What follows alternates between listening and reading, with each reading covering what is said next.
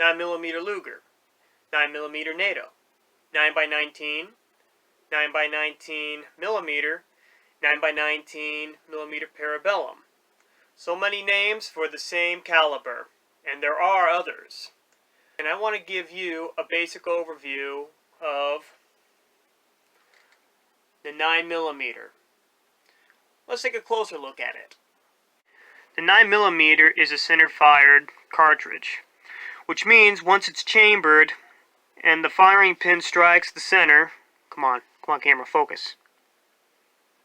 There we go. Once it's chambered and the firing pin strikes the center primer here, it sends the bullet down the barrel.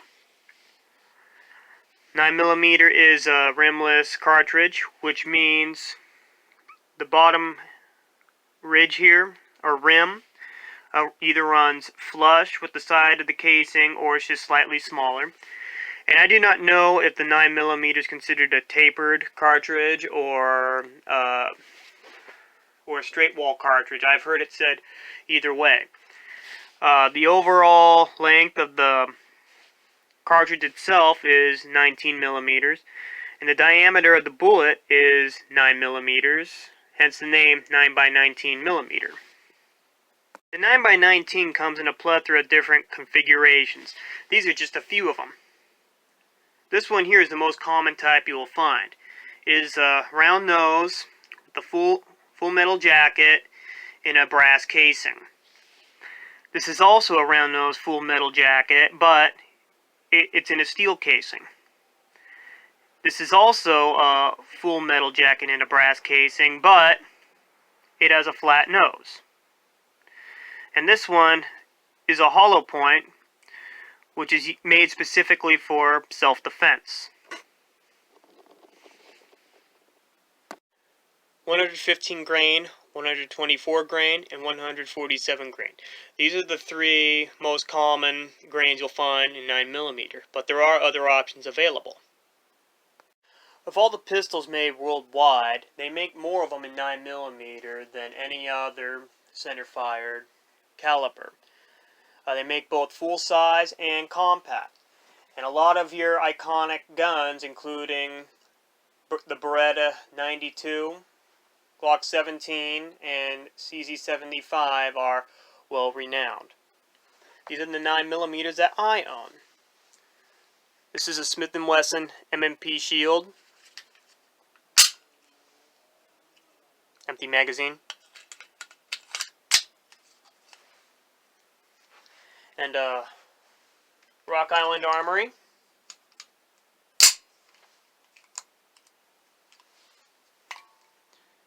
Magazine's unloaded.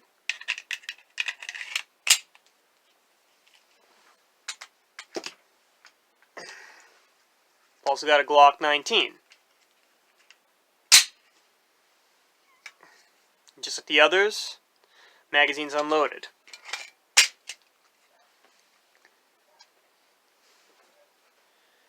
Now they also make carbines in 9mm. They've adapted ARs to take 9mm, and they even make a few revolvers that are chambered in 9mm. Of all the guns purchased during the COVID-19 pandemic, I have heard that the most commonly purchased firearm was the 9mm pistol. And once all the ammo began to disappear from the shelves, the 9mm was amongst the first to go. Now that says a lot about this caliber.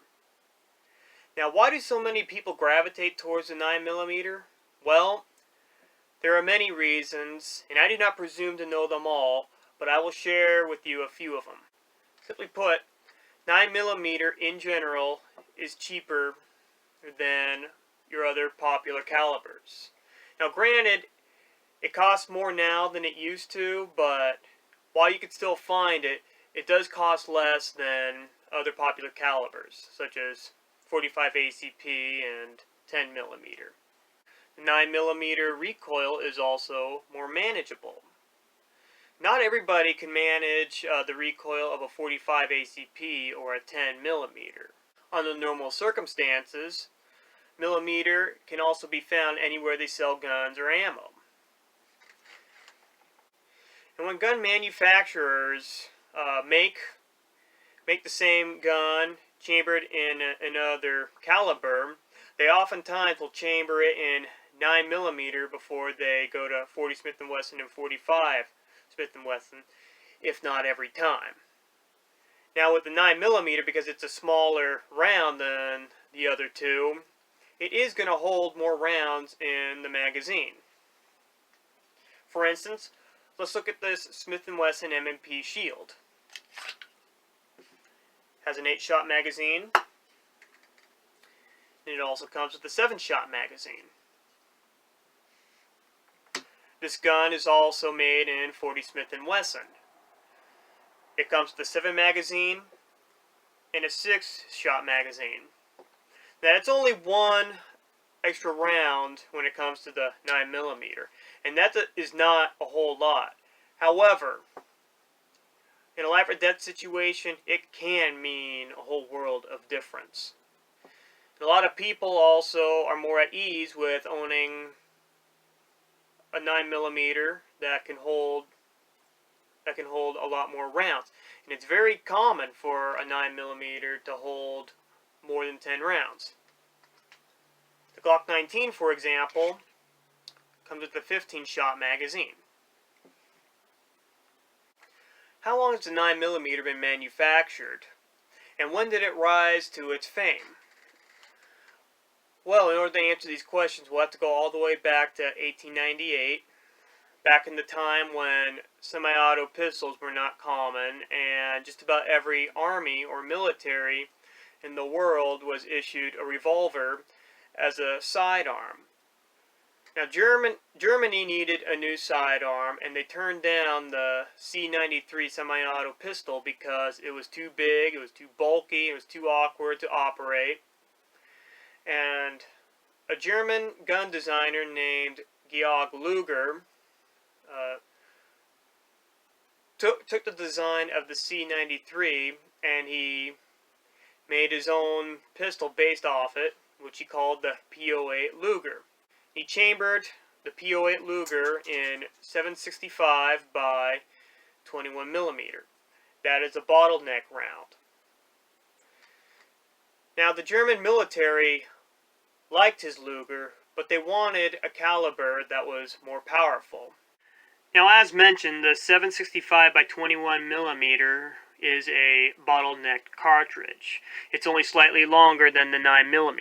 And I'm using this 3030 Winchester as an example to give you a general idea on what the 765 by 21mm looks like and how the 9mm was born.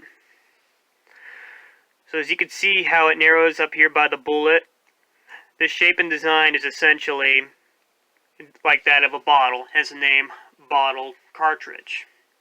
So what Luger did was he got rid of the bottleneck and he left the bottom half of the brass, and he basically just filled that up with the wider 9mm, and thus his new cartridge was born. The year was 1901, but production of his 9mm began the following year, and little did he know that his new caliber would potentially be the world's most popular caliber. The German Navy adopted Luger's pistol in 1904, and then 4 years later, the German Army followed suit. Soon afterwards, other countries were requesting the same pistol, but because the Luger was fairly complicated and difficult to assemble, and it cost time and money, it really fell behind, and other competing gun companies jumped in on the bandwagon, and they started making their own 9mm, as well as other chamberings that were common at the time, and catering to other countries who requested them. But it wasn't until World War I that everybody who was involved saw the ballistics of the 9mm. And by that time, other guns had been invented as well, including the first successful submachine gun, the Bergmann MP-18. At this time, a lot of the warfare was done in close quarters, especially in trenches.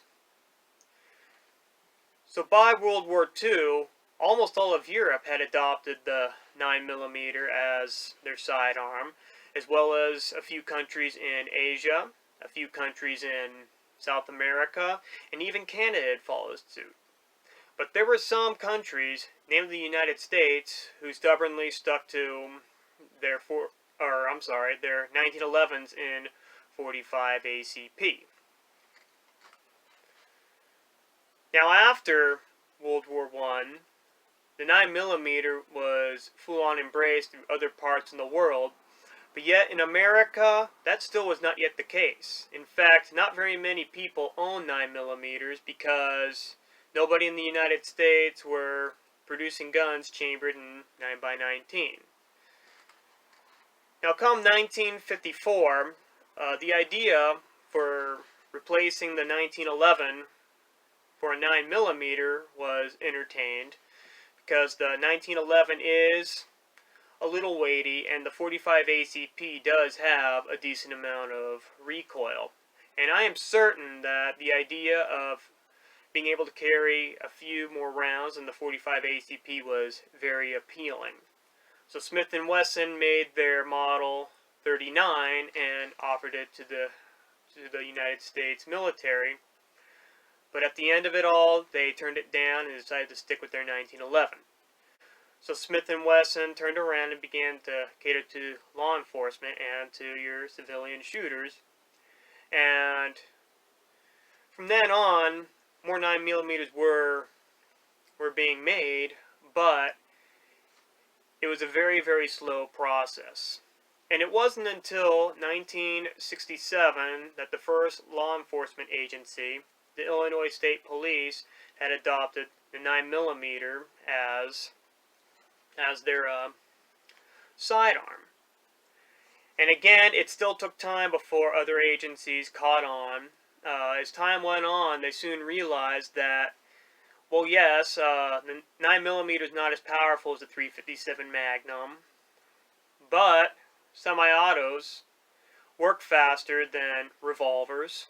And it was from the late 70s through the 80s that the Wonder 9 era, I believe it was called, happened. And one thing that really prompted law enforcement to start adopting 9mm is because the war on drugs had begun.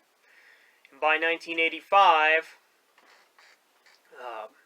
the U.S. military had finally caved in, and they gave up in 1911, and they took in the Beretta M9 as their sidearm.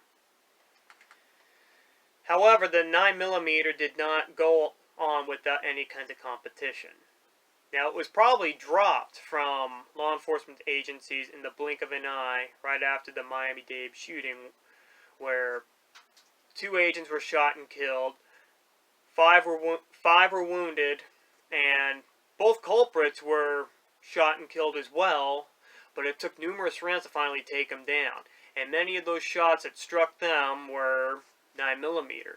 So therefore, the FBI deemed the 9mm as inadequate, and they wanted to switch over to the 10mm as their new round.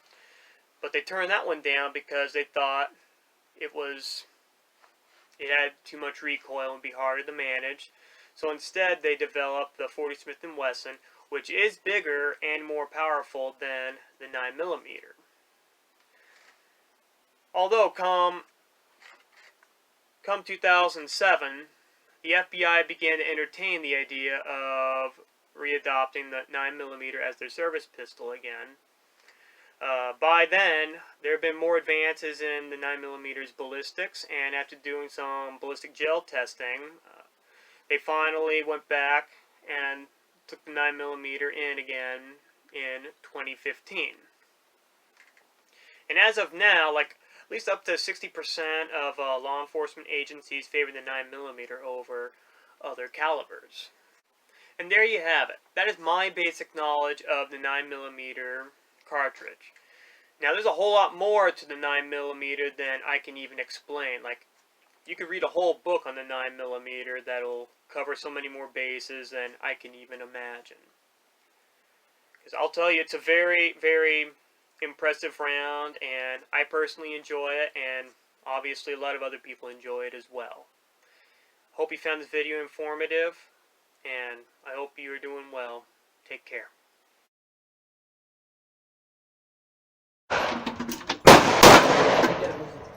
I leave it open.